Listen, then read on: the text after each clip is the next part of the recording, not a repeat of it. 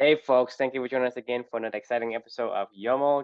This is the Year of Magical Learning podcast. So today we're on Reflection 254 and it's a brand new book. We want to talk about The Extraordinary Life of Christopher Hogwood Dude, by huh? Cy Montgomery. Yeah, no, I was gonna say, dude, Simon Montgomery. I cannot ever hear the name Christopher Hogwood without like smiling. Like it just make like I love You know like who when he is? no, it's a pig. Christopher Hogwood's a pig. That's the name of the pig, of the good pig. This book is about this pig named Christopher Hogwood. That's the pig's name. Cy Okay. Montgomery is the author of this book. She adopted Christopher Hogwood. He was the runt of the litter, and he was going to be killed. So, like, I guess they killed the runts of the litter because they're just not ever going to get fat enough, and they just can't eat enough fast enough, and they get dominated by their siblings and stuff like that. So then they end up getting ostracized and they die. Most of the time, farmers kill the runt of the litter, or they just don't want to torture them because they're not going to be able to feed, they're not going to be able to eat, they're not going to be able to get enough food, and they're not going to be able to grow fast enough, and they're not going to be able to survive. So this particular little piglet, his name was Christopher Hogwood, and he was the runt of the litter, and he was going to be put down by their owners, Cy Montgomery. She owns a little rural farm, and she's also an author. She got an opportunity to adopt Christopher when he was a little runt piglet, and she did, and he went on to live a very happy life, and he was a good pig. This is a story about Christopher's life and all the joy that he brought to so many people around him, and he was really a good pig. It was a fun story. The reflection title for this one is Love Your Slops, right? Christopher, like I said, he was the runt of the litter, right? What I learned in this book, talk about everybody has a purpose, right? Do you know what a pig's purpose is? Bacon. Take a guess. What do you think a pig's purpose is? To clean up after people's leftovers. Their job is to eat everything. Like they will eat anything and everything. It does not matter. Like they are just eating machines. You put anything in front of him and they will devour it. Like they don't give a shit at all. They just are like, oh my God, food. I can eat all day long. Like their eyes light up with joy and they just go to town on food. That's their beavering on purpose. It's just eating. Like that's what they do. Christopher. That's a good life. It is. It's a good life.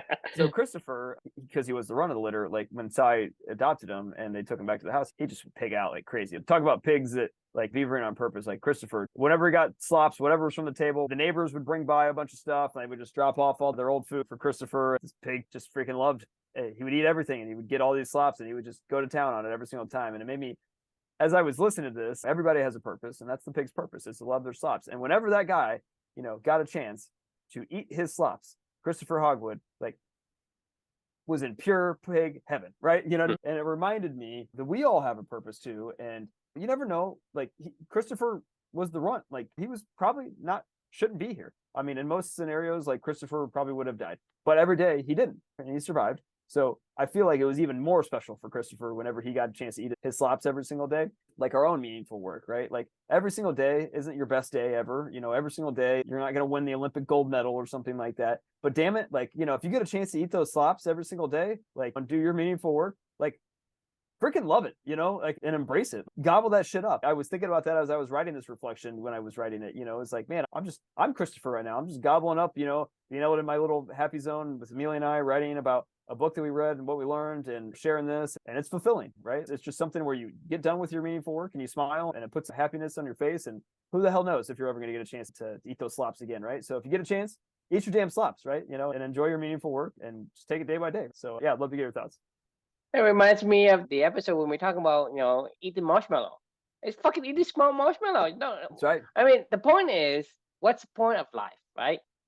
I mean, do what you love. The thing you do, you need to love it, because when you do things like the pig, he lives his purpose.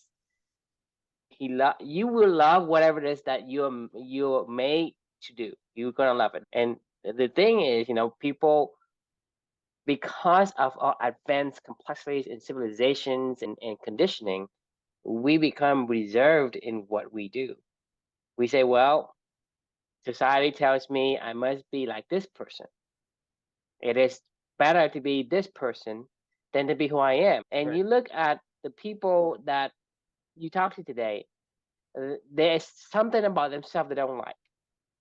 What is that? Because they're told.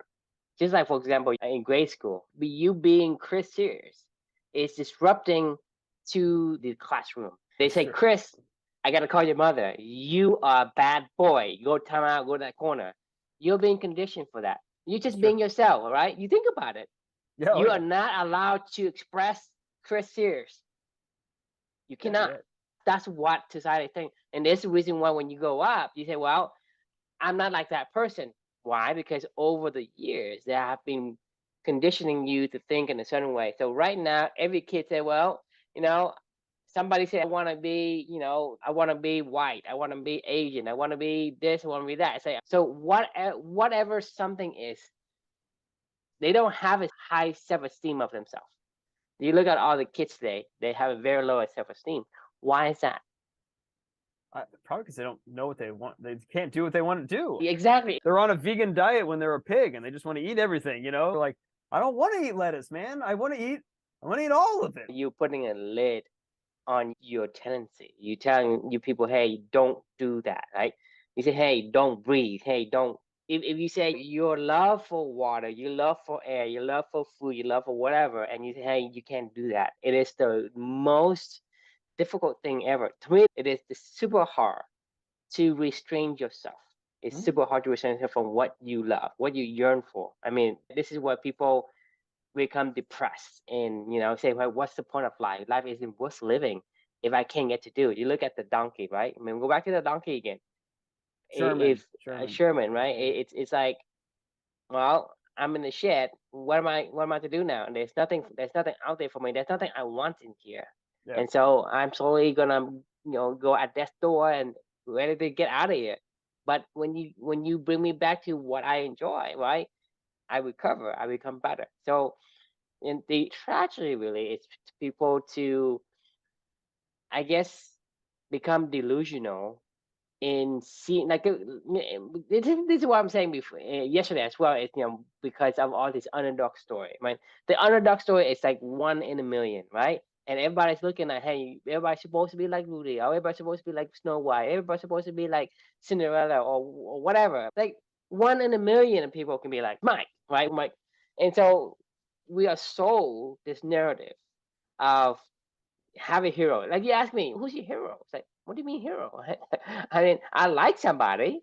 I Right. mean, Well, but I know who doesn't my mean I hero want is. to be them, right? Heroes are people you I was, admire because they're not you. I think that's what a hero is, because you look at them and you go, but man, that's yes, not me. That's them being. the story I was sold is that be like Mike. What does that mean? I don't know, actually. I didn't say that. Be He was like kind of Mike. a. Is that what it means? You got to be a I dick mean, to everybody? be like Elon Musk. That's what people tell you. Be Yeah, like, it's like you supposed to be like that person, not like, oh, I admire that person. No, it's not. You're not.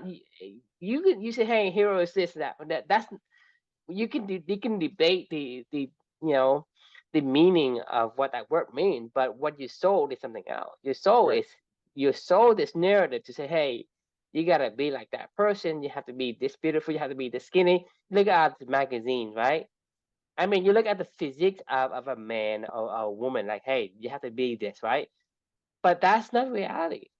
And the thing is not the reality in terms of what is practical, and also It's not. what It's not people. reality because it's enhanced with drugs most of the time, and it's not even So, real. Like, and it's not so, sustainable so either. it's not sustainable, but it's also wrong because the image of an ideal person of a woman isn't to have rib showing on their bellies. You know that saying, I have to be this kind of skinny. No, you don't, because no one wants that. Right. The majority of the men don't actually want skinniest one. You want proportions. And even in those, there are variations in the preferences. And so the magazine that put it together, it's basically a group of people, maybe a group of 5 people, and one guy, one editor said, hey, I think this, I will decide what is the physique of a person is. And you sold that story by that one person who decides that for Now they have millions of girls, with millions of AI boys. now. They have AI generators of models now that are already coming out of, like, hey, this is what physical beauty should look like, and they're generating images of saying, like, hey, But this is. but the thing is, the AI isn't even the AI doesn't have the data to average out all these preferences. And Yeah. like I said, you averaging something out, it's going to be far from the closest to your ideal, because your ideal is completely different than another person's ideal. But they Yeah, take I mean, everybody's ideal and you put them together. Hey, the man should be like this. So everybody say, hey, you should be like this person. Like you say, hey, men don't show emotions. Like a woman, you need to be boss babe. I guess soft, sweet, and caring. That's what they portray a woman back then. Now they say, hey, woman's supposed to be independent, supposed to don't take no shit from no one, like especially from men. It's like, where did that come from? I don't know. This But brings up an yeah, interesting question if you want to keep going. but my point is there is a narrative that isn't accurate. Right. And what we are told nowadays completely confuses a lot of youngsters and the people that is doing the things. Like for us in the 30s and 40s and 50s, right? We are still in this race of, hey, I gotta go do my job, even if I hate my job, I still gotta do that. Even us, right, are being pressured to do things I want to do. I mean, imagine the younger generation where they are completely thrown out the window with COVID, with all the stuff, no one's helping them, and they have to cope by themselves. And so they completely lost. Right. Yeah, no, they totally are. I mean, not only that, I feel like the message that they get today, and I'm not a 20 something anymore, so I don't know, but I actually feel like they've been given this purpose driven message.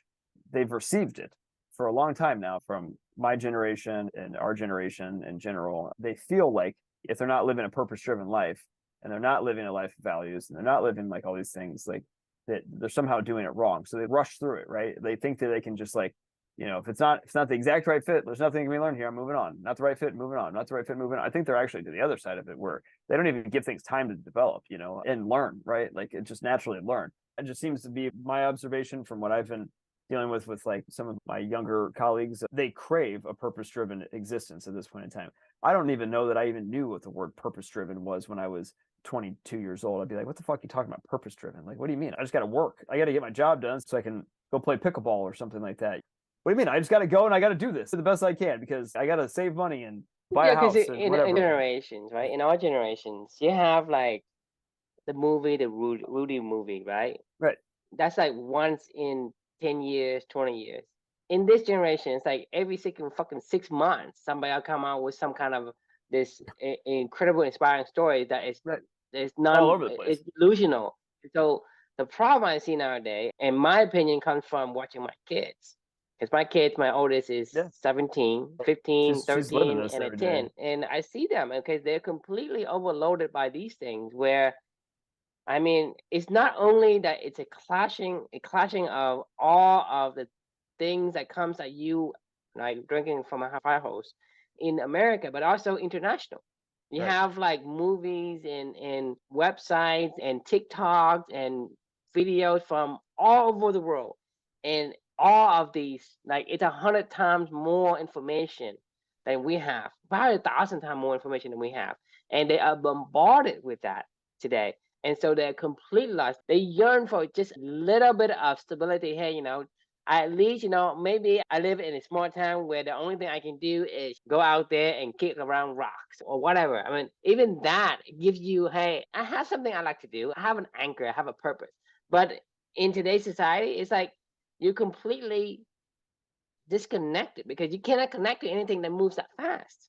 And in order for anyone to find a purpose is so difficult without any kind of guidance from somebody who has been there before. I just don't think you find a purpose. Purpose isn't something you just find. I think purpose is something that finds you, but it finds you as you're living your values. Your purpose finds you. Like Christopher Hogwood's purpose was to bring joy to so many people. They loved bringing him slaps every single day. It would bring people over to the house. They followed along with him. They became a local celebrity.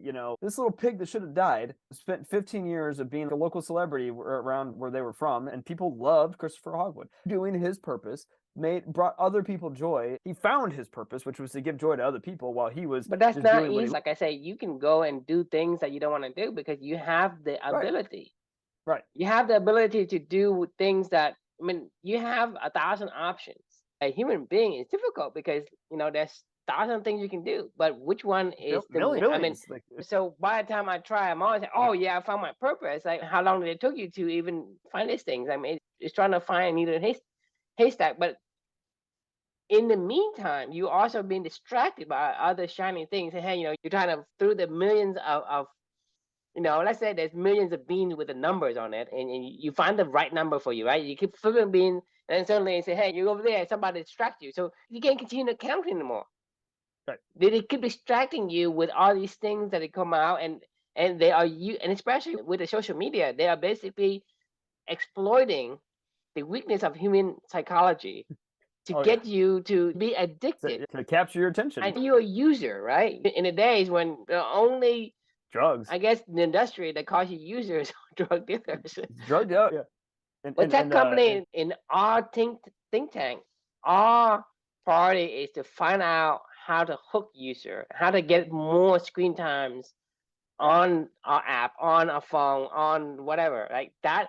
Whether they tell you, hey, we're gonna limit you, whatever, that's just basically a scapegoat. But they continue to push these they limit people go surfing kind of deal. Say, wait, I haven't been on Facebook, because I'm doing my month of hiatus or whatever. I guarantee there's going to be a ton of notifications on here, and I don't know, and I'm sure they're completely worthless. Where do you go to notifications? You got 9 notifications. Right. Red. So what does this even mean? I mean, it's like 3 hours. None of these things are even like, an actual message. These are just notifications that people posted something. You know what I mean? And apparently my grandmother sent me a friend request, which I already am friends with my grandmother. So I'm sure that's a spam thing.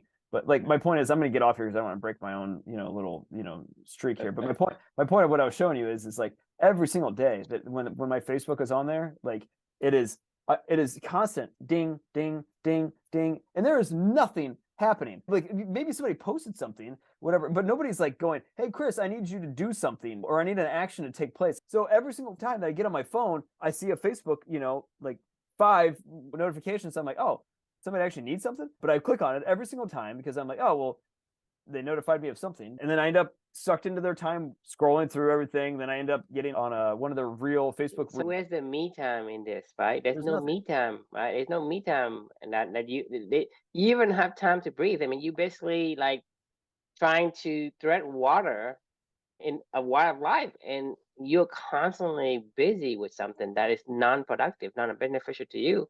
And that's what I'm saying. It is very difficult for the younger generations to, I guess, you can't figure this stuff out. Like, find their path. Right. They cannot find their path anymore because everybody is saying something this and that. And even you go to like the TikToks, the Facebook, the YouTube, like, and they say, well, you can make diamond by putting some coal in peanut butter and freeze it, right? You can really?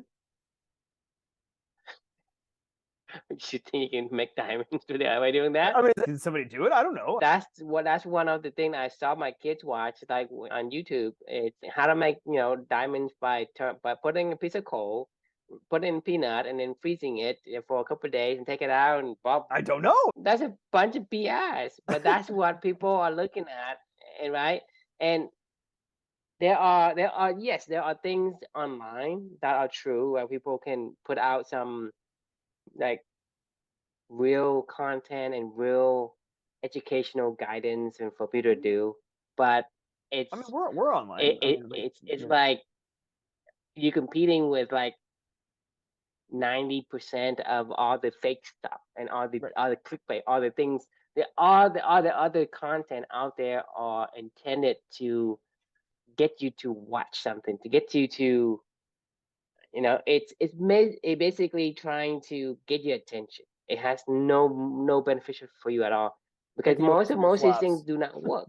I'm not saying some of them do work and some of them are true. Just like what we do here. Like I'm not selling you anything, and I'm not. I mean, I don't care if we had getting traffic. I mean that has nothing to do with anything. But that's the thing is there is one of our podcast versus 100 of other ones that hey, some BS stuff that people want to talk about. You are bombarding people with these attention getting, like you're completely in this quantum world where everything is chaos, right? You're living in that world. And if you don't have a preference or tendency that you discover for yourself, then it's hard for you to grab onto something and hold on to it. You're basically being washed by waves. Whatever the wave push you float towards that. Right. I mean, you say, well, if I live in a certain city, you're more likely to become whatever that city wants you to be. Like whether that, hey, I become this fast talking lawyers or whatever psychiatrist. You float towards because that's society is going to push you towards that. And if you're in the Midwest or the heart of the United States, you probably be a farmer, right? Because that's What? That's not what. I don't live on a farm. more likely than not, you will No, be that. it's not more likely than not. You know how many people are actually farmers? No, I've known one farmer. Like, and by the way, there are farms outside of the city. Like, there's cornfields. I can be in cornfields. Like, I don't know fucking farmers. Like, because people don't farm anymore. They have one person owns like hundreds and hundreds of acres, and they either sublet it. I mean, like, it's not. I went to Purdue, which is an engineering and agricultural school, and I Well, still the don't thing know is, any damn farmers. you in the minority. Why do you think there's an ag school there? If there's no Because demand for because agriculture, there's no ag school. with corn, yeah, Talking about why is there an ag school? and agriculture. Because there are students in agriculture. That's Mhm. why there's an ag school.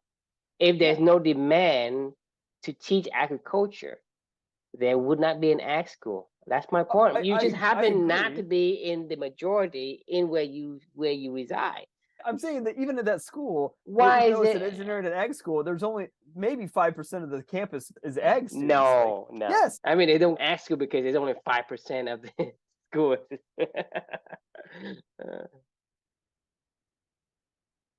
there's 40,000 people that go to Purdue in undergrad. What do you mean?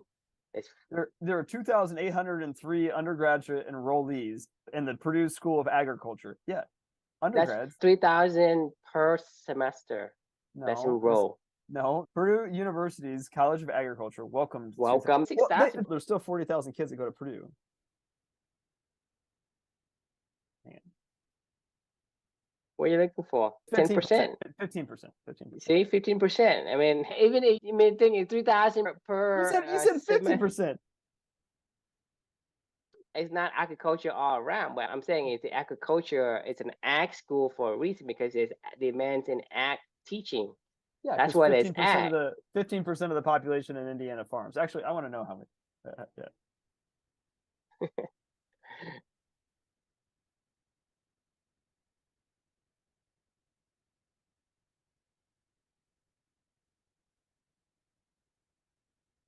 There are just over 94,000 farmers in Indiana, and there are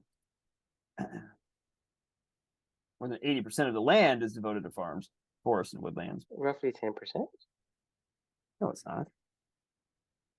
About 10 million?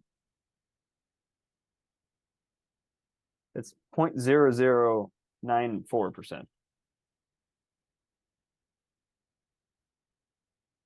Right? How many people live in Indiana?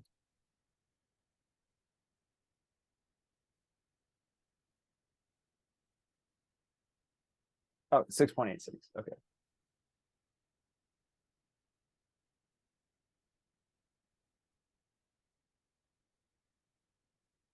That is 0.013%. So 1.3% of the population of Indiana is a farmer.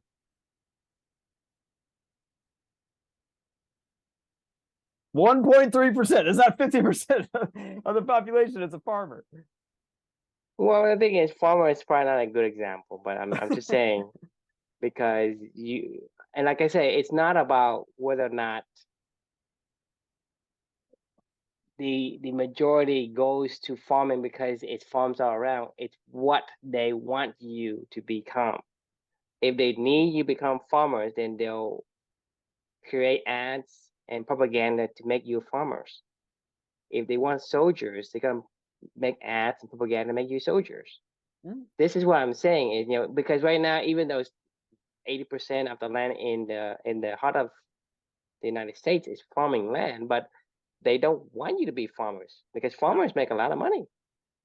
Well, they're subsidized by the government. I think farmlands are very expensive. It's not like, hey, anyone can become a farmer because become a farmer. I mean, expensive because even like for a tract of land to even make you like 20, 40,000 a year. I mean, how much does that cost you in total land? So you can't just say, hey, I'm a nobody. I'm gonna go get me a piece of land and become a farmer. So they don't want you to be a farmer, even though yes. But I'm saying is the point I'm saying is yes, there is a societal directions in certain area. They want you to become certain thing.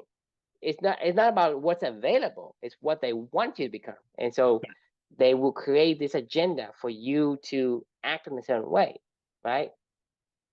And that's why the population cannot have any kind of self-directed path because they are always bombarding with something to distract them with, especially with social media, especially because they have not get a grip on anything yet. They will be distracted and influenced by the things. They say, well, how do they know the right from wrong if everything you tell them is what's wrong is right? Hey, whatever he did is right. And you just basically cover up the facts of the other side. Like any story, like let's say, somebody is at fault and there's two sides to things. And you go to Wikipedia, even for Wikipedia, you have people changing the narrative and adding like different facts, and sometimes never in fact sometimes it's just made up. And they quote unquote nowadays of all the social media, there's called this fact check stuff. Right. And even the fact check is not even fact. Whatever I say, even though it's false, it's true. So even with a fact check on Facebook, on Twitter, on whatever these sites are, it's not even real. How do you know what is real and what's not? You just gotta love your slops, man. You gotta find it out yourself and then go. Where do you what is the chance for you to stumble on the slops? Like when we're saying hey, breathing on purpose, like hey, how do I know I'm at the place at the doing the things I'm supposed to do, right? It's like by chance. You feel good. It's by chance. No, I understand. I understand there's this feedback. I feel good and you love it, but how often do you stumble on that? It's not like everybody can start to stumble onto something. If you're being pushed away by this current of society conditioning, you probably would never have a chance to even stumble onto doing the like stumble on the slots that you like. Oh, I agree. The answer to your question, in my opinion, is if you don't know where to start, just start. Do anything and you'll figure out, I like this, I don't like this. I like this, I don't like this. Find the source code behind all that. It's not the activity that you like. There's something deeper driving you to want to engage in that particular activity. Then you can discover your values. Then you can start to do your values on purpose. Yeah, you think about it because people cannot anchor to anything and they keep floating onto this wave of the masses. And so if you go into this company surrounding, they say, well, okay, I need to ask you a question is, what is your core values? Because I'm asking you the core value, I don't know. Then it makes you think. Right. Okay, he asked me what is my core value. Say, what the hell is that? Right? And then you start to say, well, okay, let's discover, let's dive deeper. Because right now, no one's asking you to do that. Hey, how you did it. There are people that ask you to pay $10,000 to go to a Tony Robbins conference. Do you want to find your purpose? Student, what kind of a youngster have $10,000 to put it in for a 3-day weekend when they can't even afford, the rents or the shirts on their back? But true. And by the time they have that kind of money, they're completely too late. They're completely entrained into the narrative. If you invest in yourself, that is the best investment you will ever get. You'll get that. It's invest in your Ferrari. I'm kidding. That's what they tell you. It's like investing in your own self-education. I'm investing into your second penthouse. Okay. Exactly. It's $1,000. I'm giving you $1,000 or $5,000 so you can tell me what my purpose is or educate me or help me to figure out my own shit. Maybe you just give me a community of people that want to do the same thing, and I'm sure we could all figure it out. When I watch Tony Robbins, these events that it's on YouTube, it's like, what the fuck? People believe anything he says. Well, he's not wrong. Like what Tony Robbins preaches, and to be fair, I've never really dug into his practices, but Darren Hardy, somebody I can talk about because I've spent every day with him for the past 7 years of my life. Every morning I'll listen to his little Darren dailies, and he definitely has a similar message to what we're doing. The problem is for him is he asks you to commit money up front because he says if you're not willing to put money in, then you're not going to be willing to grow. And part of that is kind of true. I would actually argue that. We're actually arguing the opposite side of that. We're going to pay you money to go figure this stuff out. Like we're going to literally pay you. Like we're going to do the exact opposite of that. Okay. Meaning like there's a lot of this self-help professional out there. Tony Robbins, he's trying to help millions of people. But I don't see any growth in terms of the population themselves. I see complete declines in terms of account growth.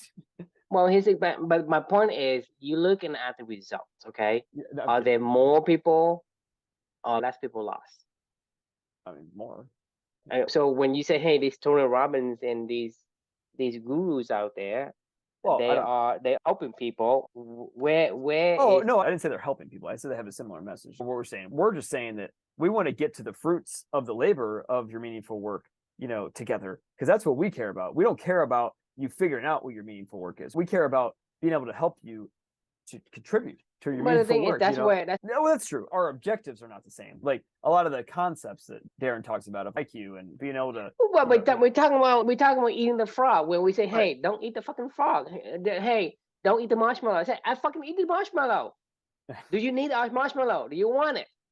I do. Right? I could eat one right now, actually. You go to the Darren Hardys or the Tony Robbins and say, hey, you want to be a better man? You don't eat the marshmallow. We reserve until you fucking die before you do. It's like, is it possible for you and I to die tomorrow? Is it Yeah. possible? So I'm gonna eat my slops every day and enjoy it. You don't do it today. When would that be? So the question is, what is it worth it for you? If you say, well, do I want the marshmallow? If I want it, then get it. If you don't, then don't. Tell you to not eat it. Don't listen to anyone else other than yourself. Yourself is what is more important in your perspective than anyone else. Man, tell me I'm wrong. Point of living a life where you have to pretend. Let's say you and I get together for 3 years. And I pretend I like you, and I pretend I like the conversations. What kind of miserable existence would I have if I do that? That's a long time ago. Hey, you gotta be kind to other people. You have to give first. Be a man. Be stronger. Why are you being such a baby? Right. Right. The thing is, what kind of miserable existence should I be? Can I do it? Yeah, I can. But do I want to? No, I don't want to. No. Because the thing is, I've been working my ass off for the last 20 plus years, 25 plus years, unemployable. I cannot be employed. I don't like to take orders from people. That's why in all my careers, most like 95% of all my work are contract work because it's a short-term commitment and I don't fucking care about what happens in the office, right? To me, to take order from people is a miserable existence. And a lot of time when I took a position, it's like the only reason why I took a position is because there is somebody in the company that I like and respect, and I want to be associated and connected with that person on the professional level. But then after that, people move. It's like your boss, right? He hires you because you guys hit it off with common characteristics and preference, and then suddenly he get moved on, or somebody tell you got to leave, right? And then what? You stuck at a place, and now it's like, well, I can't transition because this and that and other, and you're told to stay there, right? Right. But even for you right now, you are still trying to figure out this, even though you know what you like. You know your slops already. That's why I'm saying it is not easy, even if you knew. It is much, much harder. But damn when it, you don't even know. But damn it, I enjoy the shit out of the slops that I get to eat every single day. When I get to eat it, there is a slops, you're gonna eat it, and then there's when somebody offer you a marshmallow that you want, right? You say, I want that marshmallow, and you take it. So don't go to say, hey, to have this success rate and whatever, you should be, the kids who are more successful in later in life because they restrain themselves. It's because they're chicken shit. Maybe they're chicken shit. So is that a indicator for success? No. Right, but that's what I'm saying is, people say, hey, because of this factor, you become this. Like we talked about before, you talk about undesirable disadvantage. You say, hey, when you have this advantage, you become this. Who to say that you wouldn't be better if you didn't have? Oh man, I gotta tell you this one actually, and we gotta put a pin on it after this because I gotta go to bed because it's almost 11 o'clock or 10:30 now. Malcolm Gladwell is like crack to me. Like, I mean, whenever there's a Malcolm Gladwell, compilation or book or whatever, I have 2 more books actually left of Malcolm Gladwell's. One is the Bomber Mafia, his most recent book, and then he has this other book, the compilation of his podcast called Revisionist History, called Why I Hate the Ivy League. It's his rantings and exploration into education. Ironically, one of the first portions of this exploration, he was talking about this kid named Carlos, who is from Los Angeles. He lives in this incredibly lower class neighborhood where it's almost an impossibility to be able to get to like a higher education level in America. The kid's been in the foster system. His mom's in jail, but he's like brilliant. These people want to try to help him, and they're trying to help him to get into, it's like Goodwill Hunting almost in a weird way. And at the end of this segment, he goes, I want to be crystal clear. Carlos' life is not desirable. Like, that is not something where, people would look at his life and they would go, well, because of all this, he's still persevered and he's still, succeeded. And he's a college or a high school kid that's brilliant. And he made that statement. And I almost started laughing. I'm like, did you read your own writing? Like, you would have called that a desirable disadvantage, because Carlos is only getting opportunities and he keeps persevering because of all the things that have been thrown in his face. How do you know that's not what drives him every single morning, Malcolm? That's because you have talked to the guy and you're like, damn, this isn't desirable. Like, if Malcolm Gladwell would have gone and talked to me and said, hey, losing a child is a desirable disadvantage at a 30,000-foot over. Yeah, there's Christians that, later on that millions of people are going to admire it. But if he interviewed me and he saw me going through this stuff, he would go, oh, that's not a desirable disadvantage. Like, that's all. It's not desirable at all. Nobody desires this. So if Carlos becomes a massive success, despite of all the things that he went through, maybe it has something to do with that, but it is definitely not desirable. I just thought I had to share that because I thought that was like, I started chuckling as I was listening to this audiobook, and I was like, what the fuck did he just say? Like, that I thought he wrote a whole book about desirable disadvantages, and now he's sitting here talking about, not desirable advantages. I'm like, what am I talking about? I almost wanted to write him immediately and be like, hey, anyway, it doesn't matter. That's also proof my point. Is like, what are you supposed to believe? What are you supposed to take out from books to books, right? If I know what I want, why am I reading your book? Well, so here I've said take what you want. Like, there's certain you don't know. Reading John, you don't know what you don't know. The only thing you can do is if you are given a certain fact, right?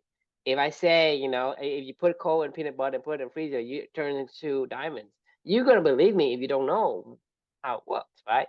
Or you tried it. You believe me. That's the thing is, if we have no point of reference, you have to take whatever people tell you as the point of truth. I mean, I selectively listen all the time to these. So let's say you read two books. One is the desirable disadvantages and the undesirable advantages. Which one do you believe? It's from the same fucking author. Which one do you believe? The irony of all ironies is it's irrelevant. I don't believe either one of them. My point exactly. What I took you out can't of this book take already, either because your mind is completely confused. My question to you is: if you are a 15-year-old, 17-year-old, 18-year-old kid, how do you decipher? How would you know not to take it? You wouldn't.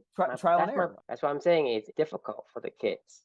It's difficult for the kids nowadays. I look at my kids and I say, this world is created chaos for them. The technology is bombarding them with so much information, and a lot of them has nothing. It's not even true. I mean, it's like whatever speaks the loudest is going to win. They don't have the core values filter to go, oh, this, or a purpose or a mission to go, oh yeah, okay, I'm going to take this, I'm going to apply it to that. I don't care. Like, everything else, I don't care. Great. Everything else, I don't care. You ask them, hey, do you like Biden? You like Trump? They will tell you. You know why? Because they're being told. They have no idea who does what, who believes what. As long as you tell them, hey, Oprah should be, the fairy godmother for everybody. Anybody will believe it, right? Doesn't matter what. She does get cars. But my point is, whatever you want them to think, they will take it. They have no other reference to say no. They can't say, they don't have a filter. There's no framework. Right? I mean, that's my concern. I have 4 kids and they are going through these phases where they ask me things. I say, it should be obvious. You shouldn't take people's word for the truth. People will say whatever they need to say to get you to believe what they want you to believe. Don't ever believe their words, believe their actions. I mean, you go back to the old days where, what about stranger danger? Why do you say stranger danger?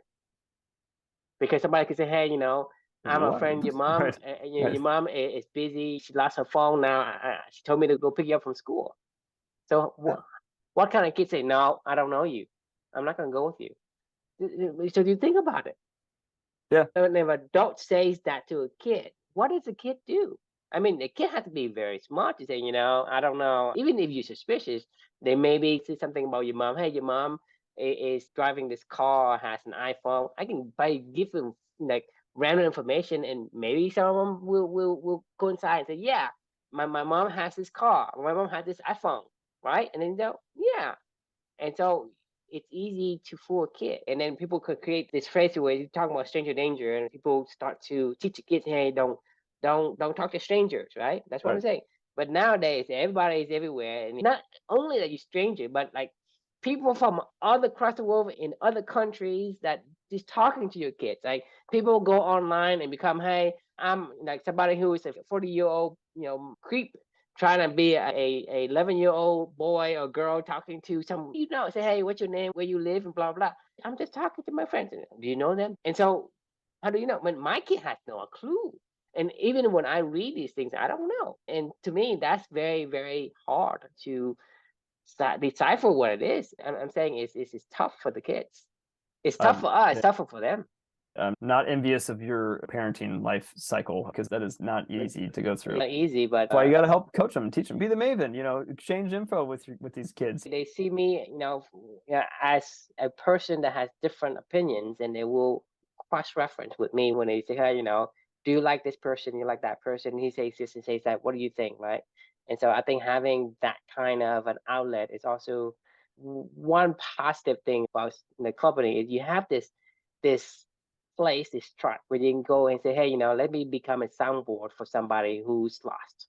All right, well, I'm gonna have to put a pin on it for that because it's officially really late. But thanks for joining. The question we can leave with everybody is, how do you remind yourself to cherish the times when you get to live your purpose? What's your slops, and how do you remind yourself to enjoy those slops when you get a chance to really eat those every day, hopefully, but cherish it when you do. So thanks for joining, and we will see you all tomorrow night.